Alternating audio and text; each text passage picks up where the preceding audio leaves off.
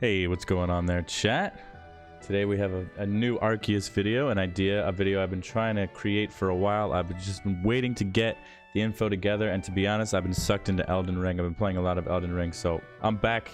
I'm still playing a little bit of Legends Arceus every day. I know the hype cycle has taken effect. We have BDSP and Legends Arceus really close to each other. People are a little burnt out on Pokemon right now, especially Legends Arceus. People are hitting BDSP for the events, the Shaman, the Arceus, and the soon Darkrai event. Anyway, this video today is going to center on the space-time rifts again. This is the main thing I've been putting my time into.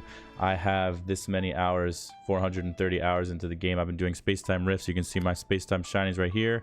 I managed to land 4 different space-time shinies. Regardless of the popularity of outbreaks and other methods that exist, I like doing this grind. It's really fun and intriguing. And what I have in today's video is actually the weighted chance, the real chance of each thing appearing, regular Pokemon and special Pokemon within the rifts. I'm going to go over the chances of everything to appear because I think it's interesting. I like Pokemon math. I like learning what the actual chance of the Alpha Gengar shiny spawning in the Obsidian Fieldlands rift. You know what I mean? That's just one example. Or getting the actual chance of the shiny fossil or the shiny Rowlet from the Coronet space-time rift, because that is a large weighted table, a large encounter pool. This game has like encounter pools and weighted chances as opposed to just encounter slots. You know, it's not a traditional Pokemon game. I'll get into everything. I'll go zone by zone. I also will discuss how to efficiently farm the rifts, because there are a few mechanics that I do not believe the information is out there. It's not popular for people to know how certain things work, because certain things pause the invisible rift spawn timer and certain things reset the invisible rift spawn timer. So I'm gonna go over everything very quickly. I'd like to shout out Cappy Capitalism on Discord. He's helped me out a lot. They have helped me to obtain the weighted encounter information that I needed for the special and regular spawns. And again, homie Saibuna Switch on Twitter, they are very active with data mining and giving out information. They have given me the bulk of the rift spawn finite information. So I'm just going to go over everything. I'll go zone by zone. We'll go over the Pokemon. We'll go over the chances. We'll go over the mechanics. Here we go. All right, so three things I want to discuss about the rifts that everyone should know. If you're purposely going for them, if you're deliberately trying to farm rift space-time exclusive Pokemon, you should absolutely be using a timer, because if you didn't know, the rifts are only spawning at certain intervals of time that pass when you go inside of a map. 5 minutes, 10 minutes, 15 minutes, 25 minutes, 40-minute check. Those are the only intervals of time that matter. So you go into a map and you start a timer. Now, the invisible timer is going, but there's 2 important mechanics to consider with the timer.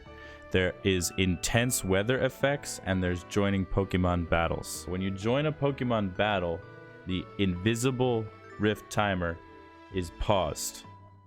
When you are inside of a pause menu or inside of your bag, retrieving someone's satchel, or you're in a text box with an NPC, the invisible rift timer is paused. It's not reset, it's paused. If you sleep at a camp and change the time of day, the rift timer is reset. If intense weather pops up, and there's 3 intense weather effects: snowstorm, intense sun, and thunderstorm. If any of those pop up, it will schedule a new distortion to begin a new timer at the end of that weather. So one other important thing to remember is that the chance goes up each time. 5-minute chance, 10-minute chance, 15-minute chance, 25-minute chance, and 40-minute chance is at 40 minutes it's guaranteed. If you didn't pause the timer and you didn't interrupt it with intense weather. So you must remember these important things. Going into a map, you can see on my screen when I stream and when I play, I use a timer. I start the timer when I enter a map. If I enter a battle or something, I pause the timer, resume it. If intense weather happens and I have to reset the entire thing, I'll reset the whole timer, because that's what happens. I'm using Live Split, which is a very popular, easy program that most speedrunners use for things. I just have some keybinds to start, stop, reset, and pause. So I keep track of rifts that way. Now, one other thing that I do when I'm playing the game is that you can go into a map and it'll already have intense weather it's important that when you start a map, just sleep at the camp and then start the timer, so you didn't wait like 3 minutes and then get hit with intense weather, have to reset your whole thing. I personally believe it's a waste of time to join a battle, because you can combine those two things.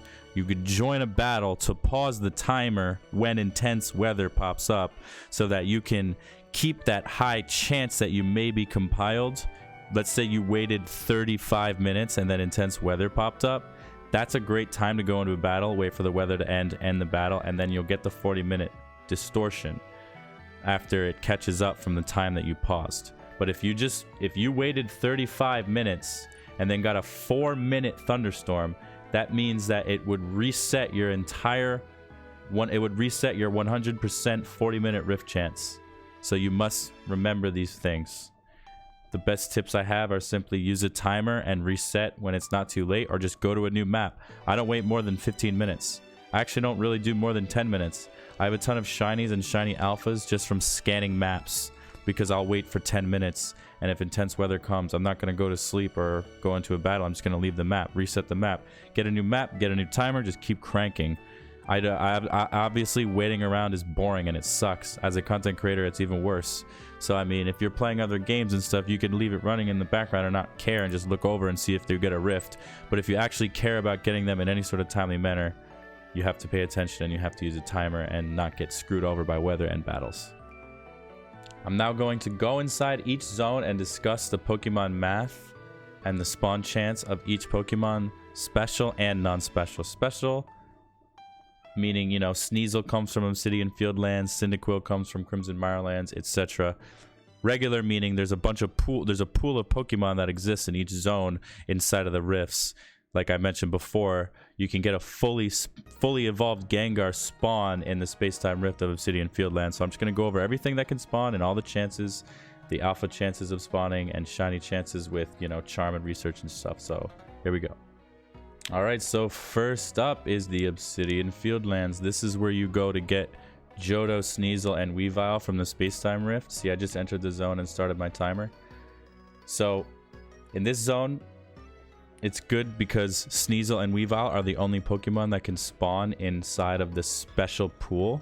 There's a few situations where there's a little bit of a, you know, there's a little bit of a larger pool. And in the case of Alabaster Icelands, which I'll get to later, Scizor, the evolved form of Scyther, can spawn along. It's in the pool with the Oshawott line, so it's actually kind of a cock block. It's not really good. I don't really want to see a shiny Scizor pop up instead of a shiny Oshawott. So there's that situation. There's another situation in Crimson Mireland with the Porygon. We'll get to that soon. Right now, Obsidian Fieldlands, very straightforward. All right, so in the case of the regular Pokemon spawns in the Obsidian Fieldlands, we have here a snip of the game data that Cappy provided for me. Obsidian Fieldlands, these are all of the regular Pokemon that can appear. They have a value, and what you do is you take the total number, you add every number that the Pokemon, each Pokemon has a value, you take all their numbers and add them up. That's the total. 546 is the total that we have right here. And then the number value that it's assigned to is simply that number out of 546 in this example. So to get any regular Alpha Gengar to pop up is a 1 in 546 chance of popping up. Like, enter a Space-Time Rift of Obsidian Fieldlands. You have each 2 or 3 random Pokemon spawn in the waves, and you have a 1 in 546 chance of getting just an Alpha Gengar. So you would multiply that. You know, if you're working with the shiny charm and perfect research, 546 times 585, because that's a shiny chance. That would be what the result, whatever that number is the chance of an alpha shiny Gengar in a Space-Time Rift. Which, you know, it's just interesting. I haven't seen that many people farming Space-Time Rift as hard as I am, but I really just find this stuff interesting to find out. You can see that Toxicroak has a value of 20, so you would do 20 divided by 546, and you know, that fraction would now be the chance of Toxicroak. For some reason, Toxicroak has a value of 20, you know. Sylveon and Leafeon in the Obsidian Fieldlands have a value of 10. The alphas, every single one of them is just a value of 1. So, you know, even an Alpha Onyx or Alpha Steelix, like, you can see the list of Pokemon that can appear right here in front of you. So the special spawns, I'll go into that right now. As you can see, like I mentioned before, you're just working with Sneasel, Alpha Sneasel, Weavile, and Alpha Weavile. So, you know, the alphas are just 1. The total here is 112. So you have a 1 in 112 chance of getting the Alpha Weavile or Alpha Sneasel. And all the hours I put up, I have 1 Alpha Weavile and 1 Shiny Sneasel. So getting him to pop up is not easy. I'm talking about the Pokemon and the Rift. That's why I enjoy this kind of thing. Again, I said this before, I really think it's unfortunate that you have to sit and wait and just dance around bad weather to get a Rift to spawn. I'm really hopeful for some sort of Rift update, like they made an update to Outbreaks, but I hope that they don't just make time-space Outbreaks. That would be super lame. I like that these Pokemon are limited. I like that you can come back and think about this game and think about what was a long grind and something that was actually hard to obtain. I know it's all just RNG, but again, taking time to be efficient as much as you can. Obviously it yields results. I've got 4 of the shinies and a bunch of the alphas. I'm not getting my alphas from Outbreaks. I'm getting them from here as well as shiny. Alrighty, so next up is the Crimson Mirelands. Crimson Mirelands is a very interesting place because this Space-Time Rift has Cyndaquil line and Porygon. Those are both limited edition. Well, not because of Outbreaks, but I still call them exclusive or limited. It has 2 different limited shinies. It has the Cyndaquil and the Porygon line, and there's an interesting situation with one of the areas in this zone. The Space-Time Distortion that spawns in the Ursa's Ring section down here. This is only going to offer Porygon. It does not offer Cyndaquil at all. So if you get this Rift, it only has Porygon as the special spawns. It's a little weird, but I think it was just one little way they wanted to spread out the spawns a little bit. So if you're really into Porygon and you get this Rift, you should be pumped. But if you're going for Cyndaquil in a time-space Rift in the Crimson Mirelands and this pops up, you're going to want to just leave because it cannot have Cyndaquil at all. So, like I said before, start a timer as soon as you enter the map, unless there's harsh weather. This is regular rain. This is not a thunderstorm. So this is actually okay. Fog is okay. You know, regular rain is okay. Regular snow is okay. But like a thunderstorm, blizzard, and heavy sun are the no-nos. Those are the no-no weathers. You do not want them when you're doing any sort of rift farming. Alright, so in the case of the Crimson Mirelands, you have the list of Pokemon that could possibly spawn here. We have just a few Pokemon that would be fun, I think, to see pop up.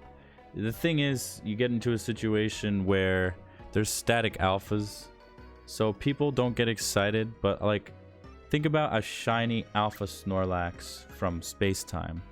I mean, it's objectively more rare. I guess I couldn't say that because it's the amount of time that you put in, and everyone's journey is subjective, but like, you know, a static spawn that you just run in and out of a zone until you get it, it's a little different. All the grinds are a little different. Like, I don't like waiting for rifts, but like I keep saying, I just like interesting grinds that exist within the games with shinies and stuff. So I mean, getting a evolved shiny alpha Umbreon, like, that would be sick. The total number here is 480, so you take these values, there'll be a 1 in 480 chance for the alpha Umbreon to pop up.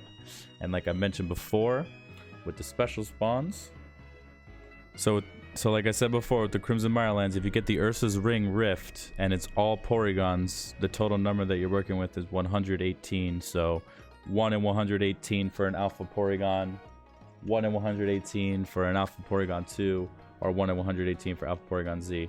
But if you were going into any other Rift where you have the Cyndaquil line to entertain as well in the encounters, the total number is 276. So an Alpha... a random, you know, a fully evolved Alpha Typhlosion to pop up is a 1 in a 276 chance. It's actually one of the lower ones that we're seeing. So if you're going to try and get something really cool that's fully evolved from a Space-Time Rift instead of an Outbreak, it's something to consider. Again, waiting for rifts suck, but I'm trying to help by giving tools and tips to just help you, you know, between the timer, understanding how the weather works. Just make sure that you're not missing out or adding a bunch of time. Make sure you don't sleep or reset the timer or getting bad weather sometimes. It's just really unfortunate and you just gotta wait a little bit longer. But if you're really patient, just like anything else with shiny hunting, you can get some really cool targets. So this is a good example to show you as I make my way to the coastlands for the third display here. there is intense sun going on right now, so the first thing I'm going to do when I get into this zone is not start the timer. I'm going to use the camp and change from whatever time of day is to something else, because that is blocking or will reset the timer when that weather ends. So we go to nightfall. It's important that you don't have a text box on the screen when you start the timer, because that's one of the things that pauses it. Boom. We now have regular sun, it's nighttime, and timer's good. Alright, so in the Cobalt coastlands, the total number for regular Pokemon is 600. So an Alpha Mr. Mime is 1 out of 600 to pop out of the time space. Alpha Vaporeon, 1 out of 600 to pop up in the time space.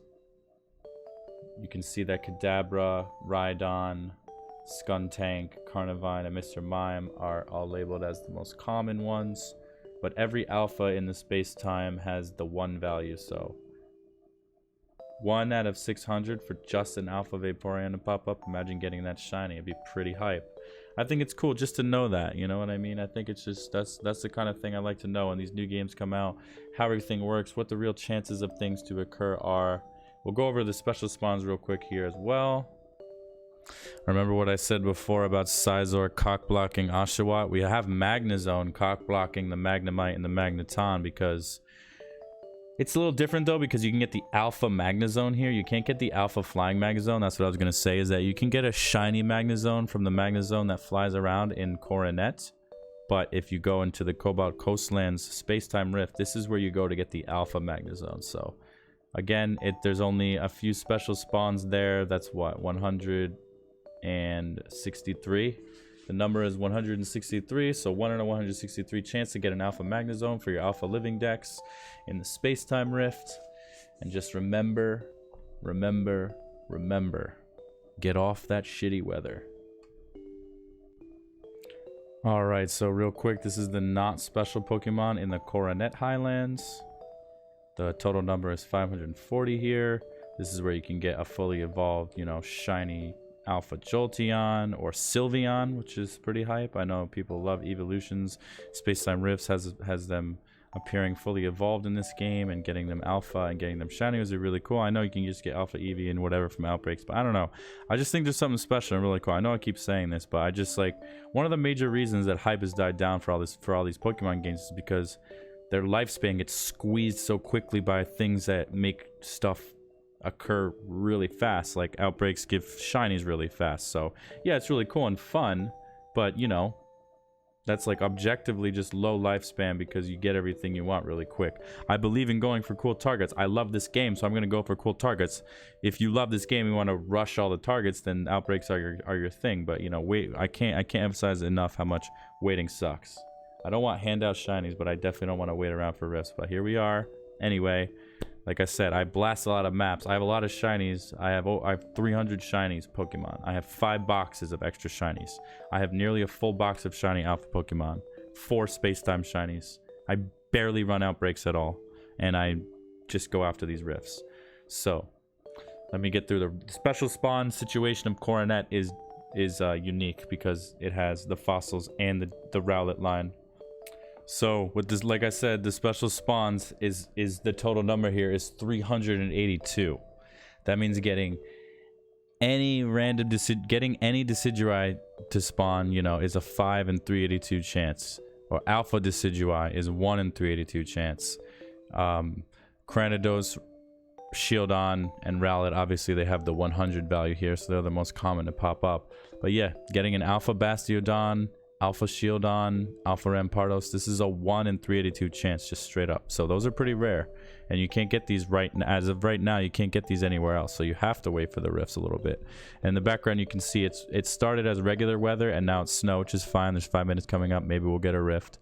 But yeah, see, I got a shiny Rowlet from my Space-Time Rift in the Coronet Highlands. It's super rare and super hype. I enjoy farming for that stuff. Luckily my weather cleared up. If I was staying in this map, that'd be really nice. But I'm gonna move on to the final map, the Alabaster Highlands. I'll wrap up here. Alright, so last zone here, Alabaster Icelands. You can see there's a lot of variety in the regular Rift Pokemon, and some of the alpha values are even higher. The total number here is 675. So Alpha Pikachu is a 2 in 675 chance, roughly. Alpha Raichu, 1 in 675. So in this place, you can have Espeon and Glaceon pop up, getting a fully evolved Alpha Shiny Espeon or Glaceon with the base of 1 in 675, and then the shiny chance. Pretty hype, I'd say, pretty hype. But this zone is really difficult because blizzards seem to pop very frequently here. Regular snow happens and then it evolves to a blizzard, and the same weather can stack on top of each other, so sometimes you get really long blizzards and it's just really bad and annoying. But the other really annoying thing is, real quick, about the special spawn, like I mentioned before, Scizor being in the pool with Oshawott. So yeah, the number for special spawn here is 259. You have Alpha Scizor, you have Alpha Oshawott, Alpha Dua, and Alpha Samurott, all with a 1 value. But Scizor has a 100 value and Oshawott has a 100 value. That means Scizor is popping up pretty frequently. It's really annoying to think about potentially getting a shiny Scizor in the limited spot as opposed to the Oshawott. If you're targeting to collect all the limited shinies from Space-Time Rift, then yeah, there's obviously reasons to be hyped. But you know, I'm just trying to say that if you're going for Oshawott and you get a Scizor, it would really sting. But yeah, I think I've hit most of the things I wanted to hit on here. I went over all the math of each. I went over each zone's special spawns, regular spawns. I talked about at the beginning. We talked about how to deal with the weather. We talked about using a timer, and we talked about using a battle to pause the timer strategically when needed. And we also talked about other things that pause this invisible timer. That is the only thing that generates our spawn. The only thing that generates our rifts is time. It's really unfortunate and lame that this mechanic exists this way, but you know, try to make the best of it. Try to run multiple maps. Like I said, don't spend more than 10 minutes in a map. Get to the 10-minute mark without bad weather. Check all the alpha spawns, static spawns, maybe even catch a few of the regular spawns, because you'll get some respawns and maybe get a shiny that way. I've been maximizing the time I spend in each map. I wait the 10 minutes, I leave. I've been getting tons of rifts. I have my 4 Space-Time shinies, and yeah. It's gonna be it for this video. I wanted to get this out. It took me a while to get the info I needed, but I really appreciate you guys for watching. I really appreciate you guys every day in the Twitch channel. I always say this, but I'm a Twitch guy. I've been streaming every day for very long hours for over 2 years straight. It's what I love to do. I play a lot of games. Like I said, I've been sucked into Elden Ring, but I still play a little bit of Pokemon every day. I'll be hunting these shiny Pokemon until the new games come out. I really hope you'll like and subscribe. Leave a comment on the video. I'll probably come out with a few more Arceus videos before the new games come out. I'll be playing a little bit of Elden Ring on the channel and other new hype games that come out this year. But I believe Scarlet and Violet are going to come out in November. But anyway, much love, you guys. I'll see you guys very soon. Good luck in your Space-Time Rifts.